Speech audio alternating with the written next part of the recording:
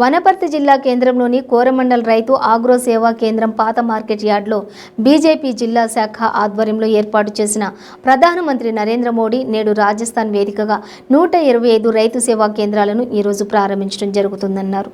ఈ సందర్భంగా మాజీ శాసన మండలి సభ్యుడు రామచంద్రరావు మాట్లాడుతూ ప్రధానమంత్రి కిసాన్ సమ్మాన్ నిధి 14వ విడత 8.5 కోట్ల రైతులకు 17,000 కోట్లకు పైగా రైతుల బ్యాంకు ఖాతాల్లో జమ చేయనున్నారు.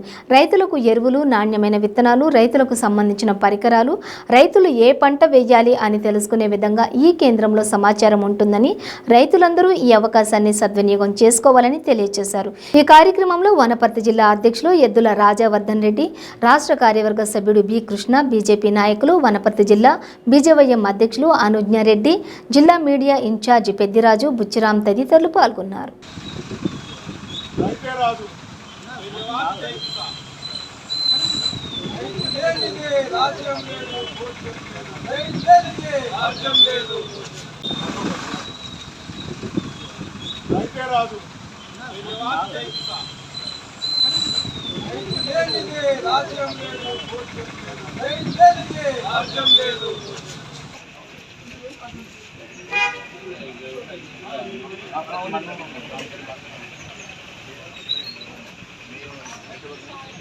వనపర్తి కేంద్రంలో ప్రధానమంత్రి కిసాన్ సమ్మాన్ కేంద్ర ఏదైతే రాజస్థాన్లో ప్రధానమంత్రి గారు దాన్ని ఉద్ఘాటిస్తున్నారో దాని సందర్భంగా దేశవ్యాప్తంగా కూడా అన్ని మండల కేంద్రాల్లో, జిల్లా కేంద్రాల్లో రైతులతో భారతీయ జనతా పార్టీ కార్యకర్తలందరూ కూడా ప్రధానమంత్రి ఈ సందర్భంగా మాట్లాడినటువంటి మాటల్ని విందామని మొత్తం రైతులు, దేశంలో రైతులందరూ కూడా ఈరోజు చాలా ఆసక్తిగా ఎదురు చూస్తున్నారు.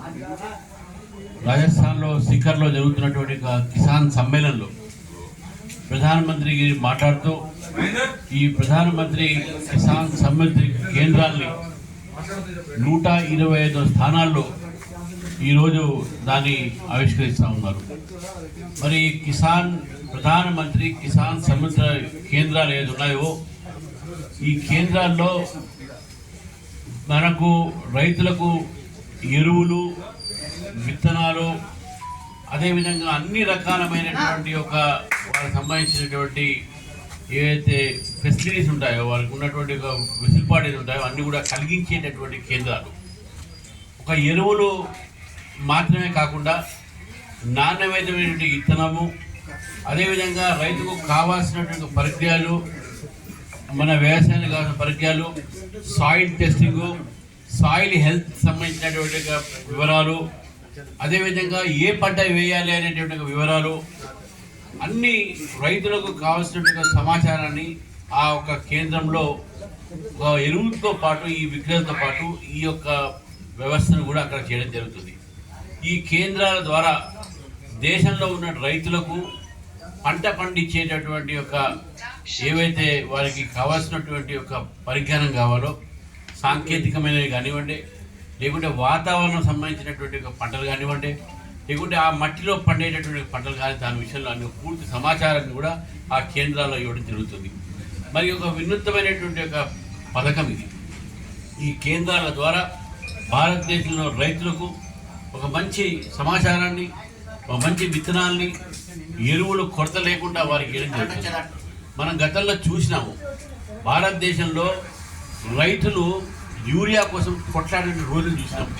కానీ ప్రధానమంత్రి నరేంద్ర మోదీ గారు వచ్చిన తర్వాత అదే యూరియాని నీమ్ కోటెడ్ యూరియా కింద మార్చి ఎక్కడ కూడా యూరియా కొరత లేకుండా, ఎరువులు కొరత లేకుండా ఈరోజు మన ఒక రైతన్నకు ఇవన్నీ కూడా అన్ని చోట దొరుకుతూ ఉన్నాయి. ఇది ప్రధానమంత్రి నరేంద్ర మోదీ గారు చేసినటువంటి రైతులకు మేలు. ఇది ఒక ప్రధానమంత్రి గారి ప్రభుత్వము, రైతు ప్రభుత్వం, రైతు మిత్రులు, రైతు పక్షపాతమైన ప్రభుత్వం.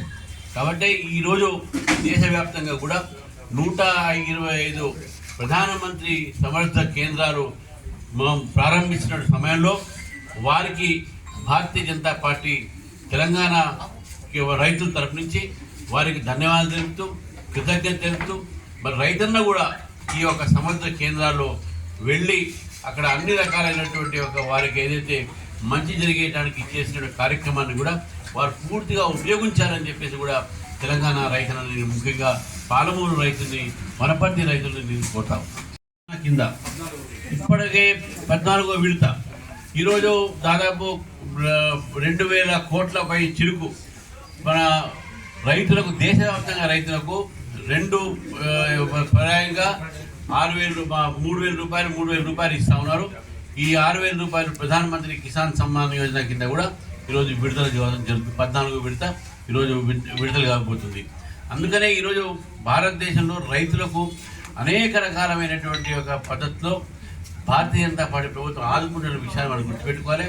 ఇప్పుడు మిత్రులు చెప్తా ఉన్నారు, సల్ఫర్ సంబంధించినటువంటి ఒక ఏదైతే యూరియా మన ఏదైతే ఎరువులు ఉన్నాయో ఆ లిక్విడ్ ఏదైతే ఉన్నాయో దాన్ని కూడా ఈరోజు గతంలో షార్టేజ్ ఉంటుండే, కొరత లేకుండా రైతులకు అందుబాటులో చేసినటువంటి కేంద్ర ప్రభుత్వం, ఈ కేంద్ర ప్రభుత్వం తీసుకున్న పథకాన్ని మొత్తం తెలంగాణ రైతులు కానీ దేశంలో రైతులు కానీ దీన్ని ఉపయోగించుకొని వారి పంటను పండించి సస్యశ్యామలంగా ఉండాలని చెప్పేసి ఆలోచనే ఈరోజు మోదీ గారిది. కాబట్టి ఈ కార్యక్రమాన్ని అందరూ కూడా వచ్చి